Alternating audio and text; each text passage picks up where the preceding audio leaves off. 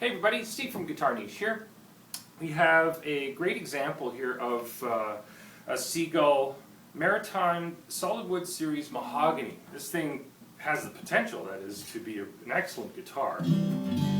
Already sounds really cool, really broad, and really full and deep, but the action has gone to crap. It is a new instrument that needs some attention. The owner picked this up, and it was direct from the factory, I believe, through the retailer. And as is with fresh instruments, they can require a little bit of time to come to grips with themselves, season and stuff like that in terms of being an instrument and whatnot. So we're in a fortunate situation as far as our endeavors go, to be able to give it a good going over and get it into a happier place, let's say, okay? Anyway, I'm going to get resituated, and we'll have at it, okay? See you in a second. Okay, and we're back. So, we are going to do the teardown, etc. We have our strings. This instrument would have come from the factory with the equivalent of this. This is D'Addario EJ16. Godin, I believe, is... they get their strings made by D'Addario and brand them as Godin. Okay, so first thing is unwind the strings.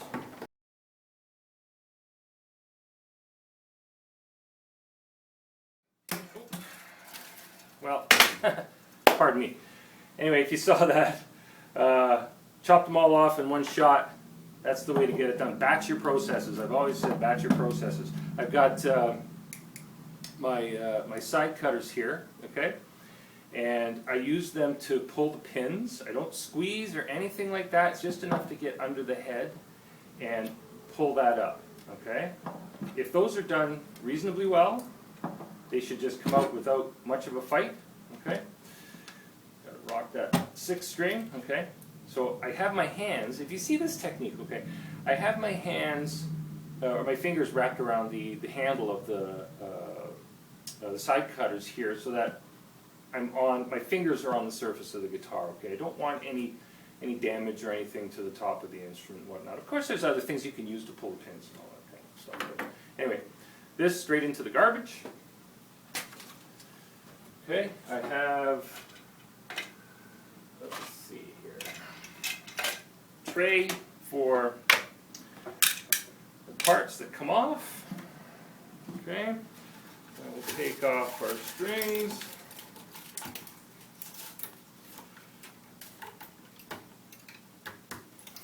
Okay, there's no fancy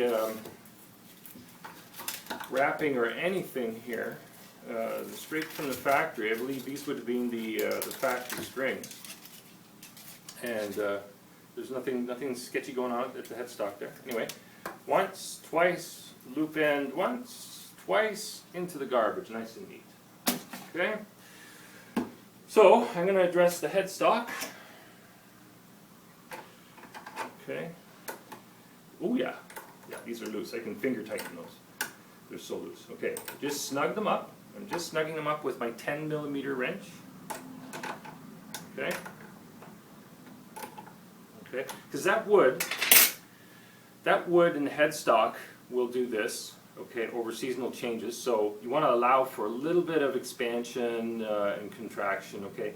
Over a couple of seasonal changes, once the instrument is dealt with, that is set up again, these problems, or not problems, but these conditions will minimize, where you don't have to really do anything with that. Just check it once in a while, and it's all part of creating a stable instrument that is, going to hold its tune and be happy, right?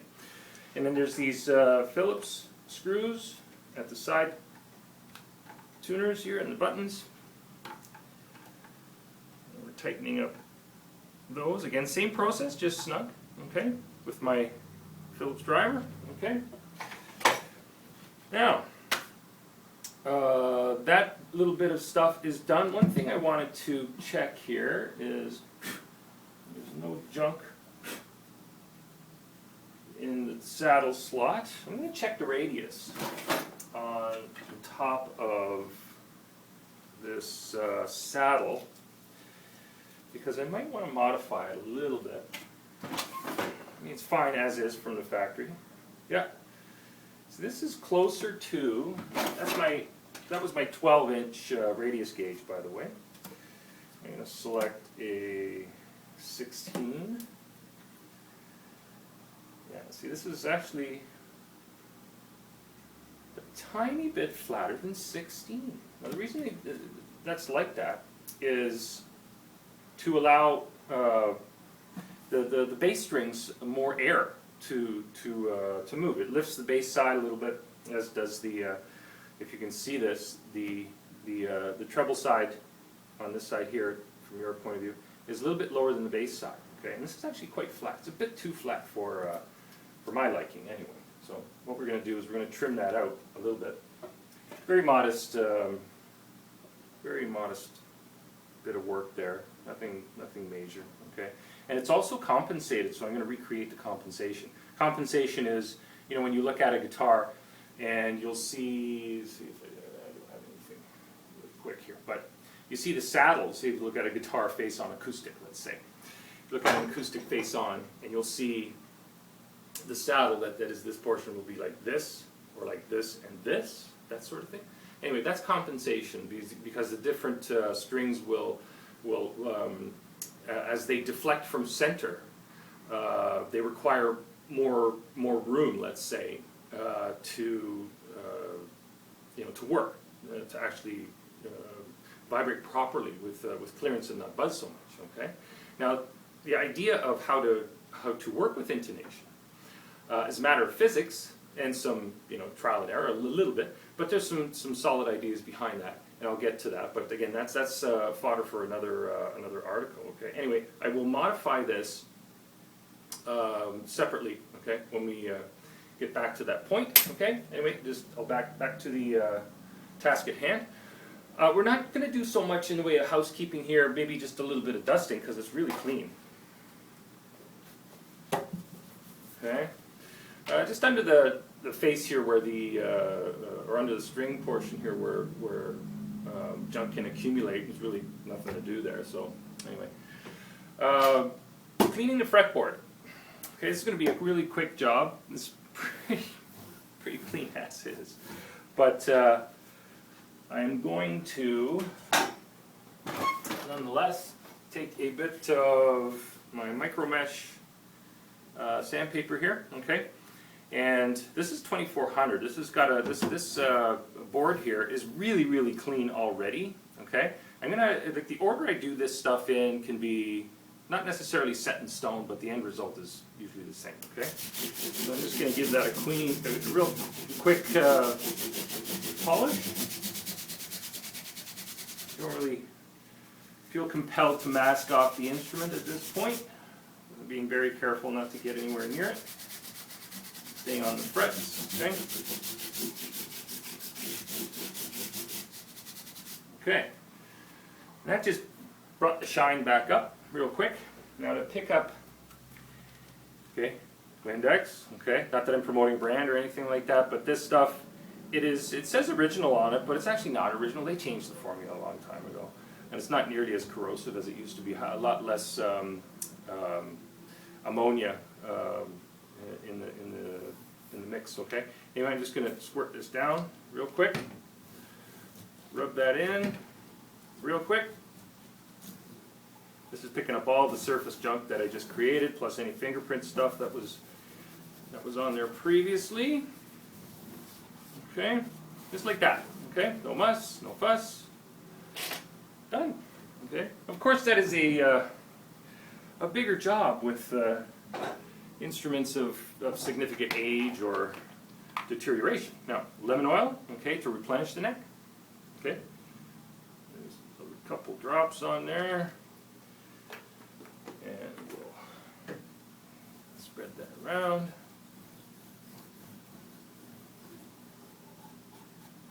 Okay, we'll let that just soak in for a second. I'm going to give this nice rosewood bridge a little bit of a hit too with the leftovers. Let that kind of soak it in. This stuff is usually pretty dry, especially if it's sat here in Canada for a while. Okay. I'll pick up. Now this has only been, say, a few seconds, okay? And I'm going to wipe that up. Okay, that's all it takes. That's all it takes. And that fretboard looks just peachy. Looks brand new. Okay, same with the bridge. Voila, just like that. Okay. Now, the next section will be getting the strings back on, etc., etc. I'm going to take a short break, and I'm going to again modify this saddle just slightly so that it conforms closer to a 12-inch radius. What that will do is allow me to create a much better, say, feel for the end user. Okay. Now, I'm just double checking the radius here.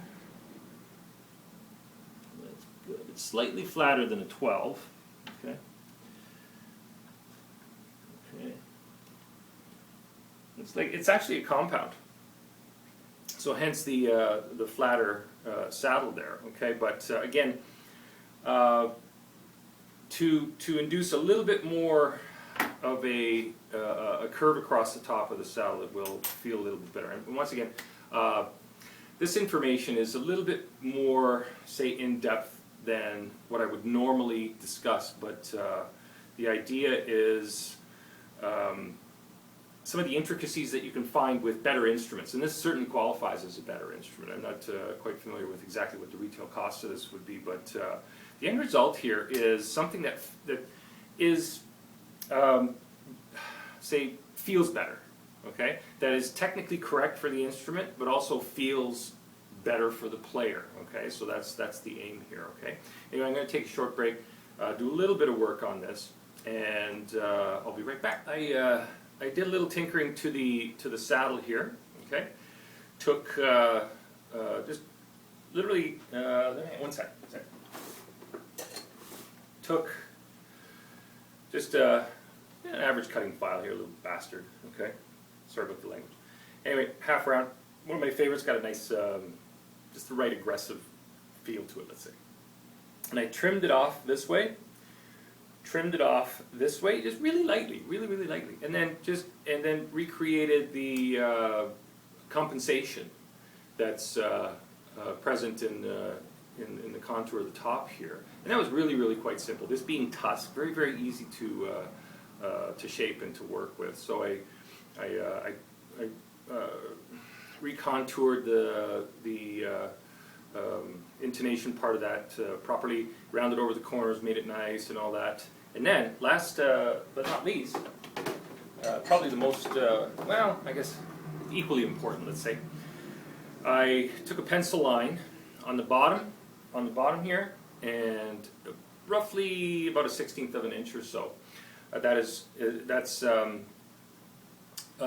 judging by what I saw in the previous condition, like where the strings were sitting.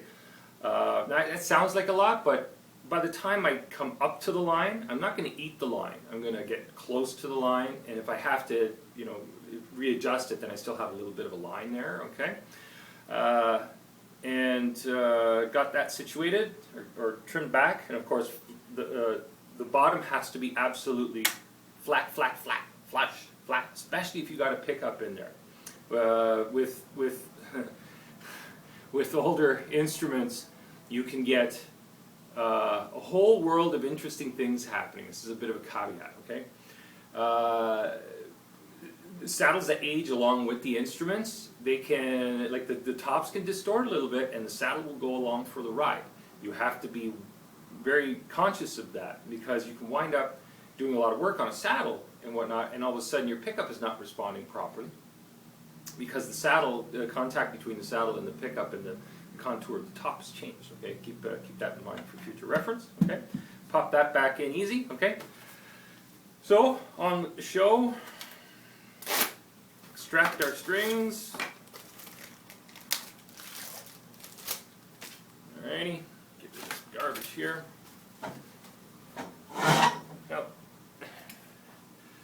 I've heard some people complain about the packaging for some strings, like they don't come out as individual strings, nice and neatly wrapped and whatnot. Well, let's just say it's not that big a deal, okay? Especially from my point of view, okay?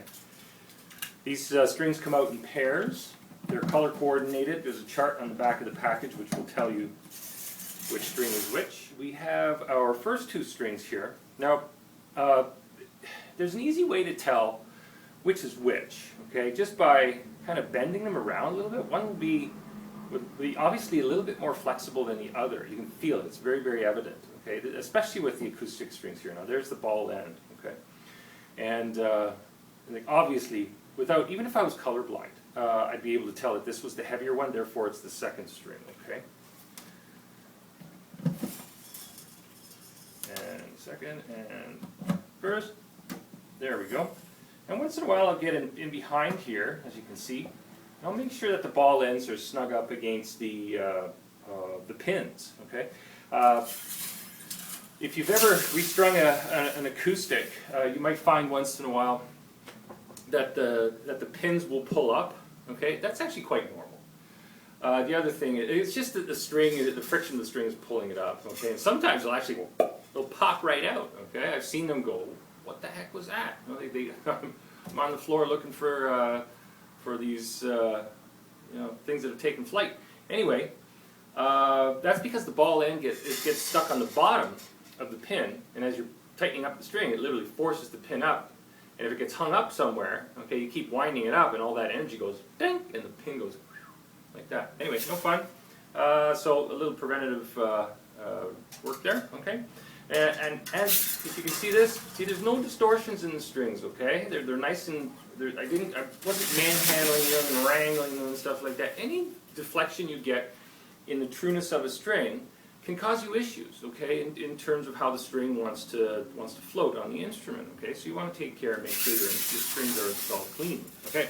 So up to the headstock here, I'm going to measure off about the distance from one post to the next, and then mark that. All I did was switch, this is where I marked it, and I switch it, okay? And run that through the peg, give it a right angle on both sides there, okay? So that's essentially locked, okay? I don't use any fancy locking techniques per se. I've found that if you install things cleanly with the right techniques, you shouldn't have any tuning issues, okay? As I've said many times, there's that pin riding up. Get down. As I've said many times, there's more than one way, or right way, to install strings. Okay, so we'll try to expedite this process. I may or may not wind up editing some of this. Okay, now if you caught that, what I did was I wrapped the string around the post physically one time there, just to save myself some wrapping. Okay, right angle, wrap it around. Wind it up, okay? So the distance from one post to the next is roughly an inch and a half, or would that be about 3 centimeters or so? And what that translates to is about 3 wraps around the post, which is ideal. Any more, and you have tuning issues. Any less, and you have slippage issues. Now, if you caught that, actually wrap the string around and then wrap the tag end under the string. I do that with the first string only because it's the thinnest string, it's the most prone to slippage, okay? Just one of my little thingies, okay? If you're paying attention, you're getting some tips and tricks here, and some of them are actually specific to me. I've had instruments come back, and I do little things around the instruments that, I mean, they come back and, you know, like they may have been serviced by someone else, or I might have done it previously or whatnot, but I can always tell if I have serviced an instrument because I leave little telltale signs around the instrument in terms of how I do things. And if somebody wants to complain about this or that, and I look at it and I go, I didn't do that, and I can prove it. Or, you know, if it is another issue, I deal with it, be respectful, all that good stuff. Push those pins down, alrighty. Okay, so we have hair on the head, okay? We're going to give it a haircut. Again, batching processes. And to back up for a second, you notice that when I was installing the strings, I worked from the closest peg out. That way I'm not interfering with my own work all the time. Alrighty. So that's that.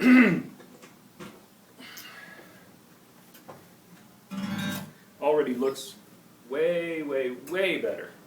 Okay, that's good. Okay. I'll give this a quick tune. Here is the magic tuning machine. Okay, this beats anything else I've ever used. Period. Never requires batteries. Doesn't give me any grief.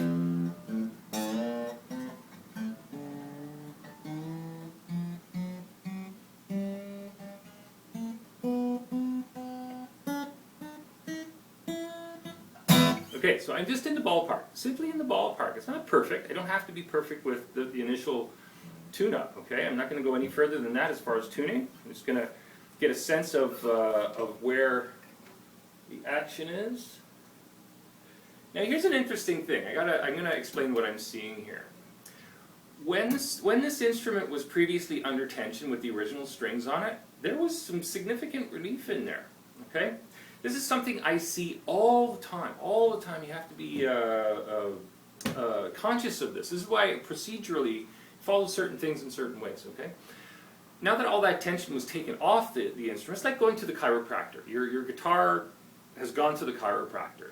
I don't want to be, thought of as a chiropractor, but the process is such that all that tension was released, okay? If anything was bound up in there, or then the strings come off and it goes, oh, you might not see it, you might not hear it, but through this process, okay, the neck has, say, reset itself into a new condition, which is just part and parcel of the instrument, coming to grips with its aging process and the general environment and whatnot. Right now, we are in, it is mid-August of 2015, and it's actually quite humid. My humidity reads 55, which is it's humid, So everything's kind of, all the wood in the environment here is like fat, okay? So I have to take that into consideration, all right? And what I'm seeing as far as relief, okay, if you've seen any of the other videos, you will have a better idea what that means as I say it. Also, I will do a specific video on relief and the process of that. Anyway, our next section will be to do some finessing here. We'll look at the nut and whatnot, and see if we can get it closer to being really happy. We're going to look at the nut here. As I said, it was a little high before. Now that the neck has straightened out, it's almost, I wouldn't say it's dead straight, but it's straight enough for me to work with as far as the nut goes. And I'll select, this is it's about a 50 thou needle file here. I'm going to use this for the low E string. Just chop that just a hair. Okay, that's good to go. And if you've been paying attention and seeing any of these videos, I have my favorite files. Again, this is my D string for an acoustic. I had this, I don't know how many years. This will actually do a couple of strings. This nut is nice and fresh, and it's going to take a cut really, really well. And as far as what I'm looking at, and what I've said previously, is I'm looking at a shadow that is cast from the string onto the first fret. And as I go across string by string, different strings require different amounts of air, say at that first fret, because of their thickness and how they register on the instrument and whatnot. And again, that's a subject or say food for a very specific video, which I'll have available at some point. The D and the G, they look pretty good. I might cut that G just a hair. Some of this stuff you just can't get out of the book. You just got to look at it and sense it. Okay. Okay, and there's that. And finally, the last two strings. Again, I use this is actually a 20 thou file here, which would cost, I think they're about 25 bucks a piece, and I got a set of, I don't know, 8 or 9 of them. So this is not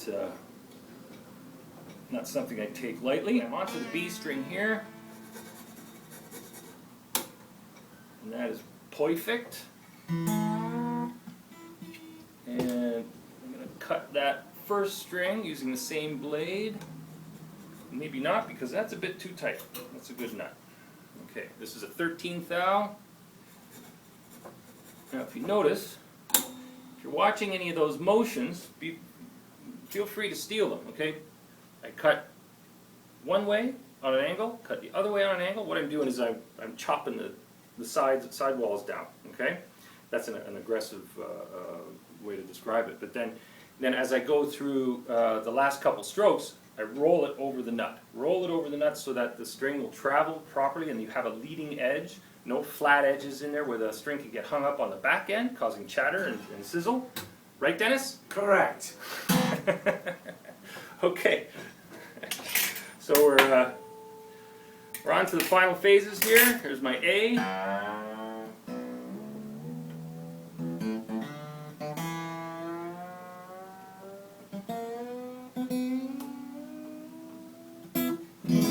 Now, as I said previously, I haven't stretched the strings out or anything like that because during the process here, if I need to take the strings off, I don't want them stretched out where down at the molecular level they're at their tensile limit, and then they get relaxed, and all of a sudden they just don't feel the same. They're prone to breaking and that kind of stuff. So.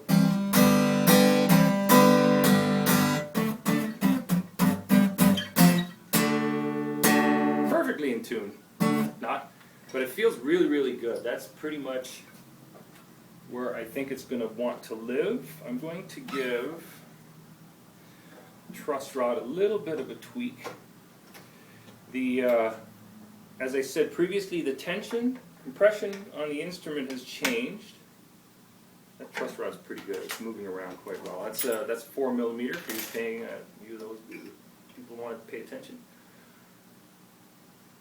And the relief looks okay. It's a bit too straight, I think.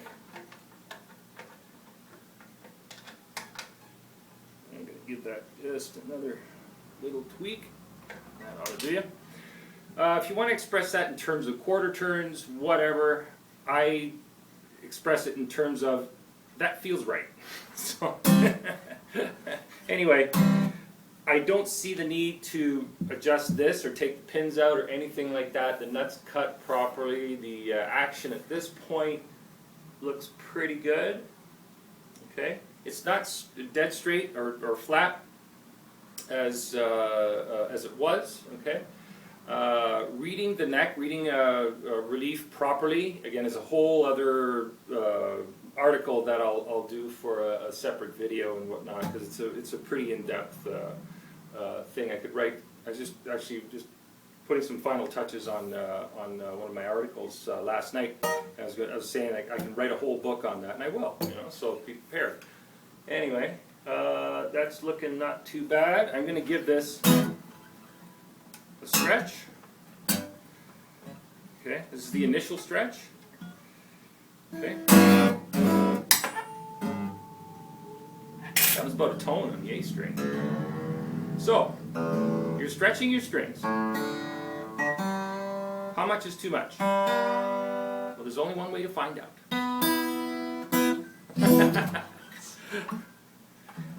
And again, that's another article I'll do. I'm going to have fun with that one, I know for sure. So I'm actually using a fair amount of force if you're watching this, okay? And I'm stretching the string in such a way that I'm actually getting across most of its length, okay?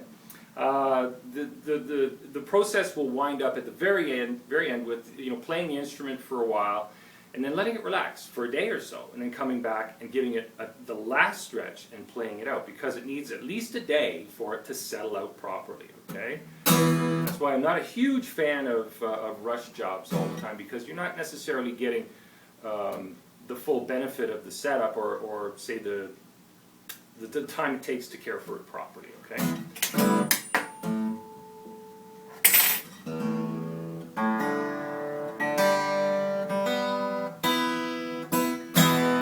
Now, as far as this goes, as far as our little tuner device goes here, I'm doing that pretty quick.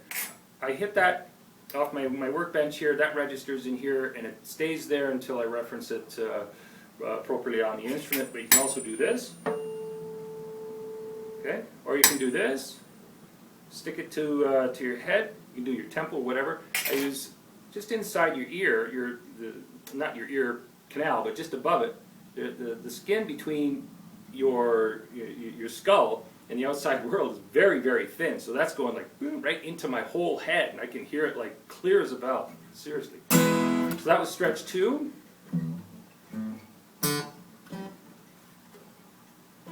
And I'll do it this way. See that? That was A440, and then the 5th string, harmonic at the 5th fret. Exactly the same pitch. Amazing.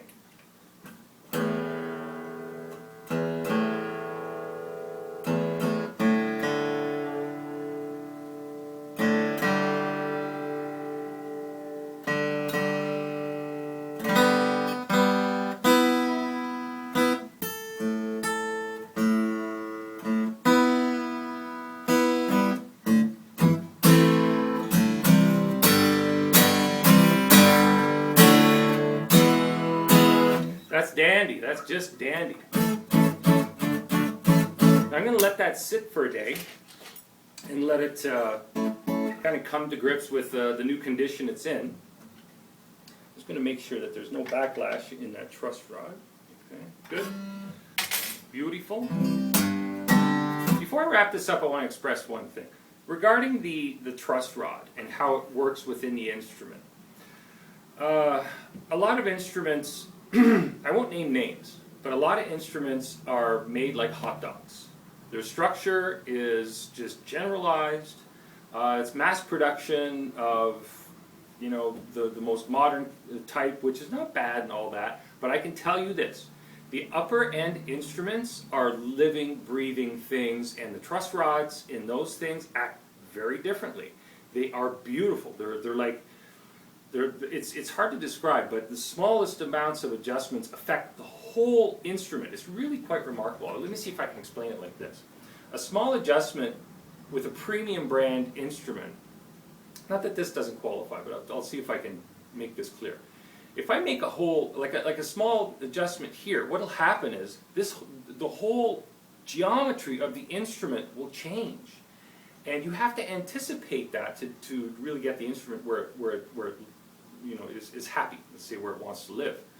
But with most instruments, that is the vast majority, you adjust a truss rod, you will feel it, or it will be active, or it will work within the context of the neck, not so much the whole instrument. It's concentrated in the neck because of the way it's constructed, okay? So there's a little nugget of knowledge you can hold on to for future reference. At some point in the future, I'll have an opportunity to really show you how that works, okay? Anyway, this is awesome. All mahogany, all solid, pretty cool.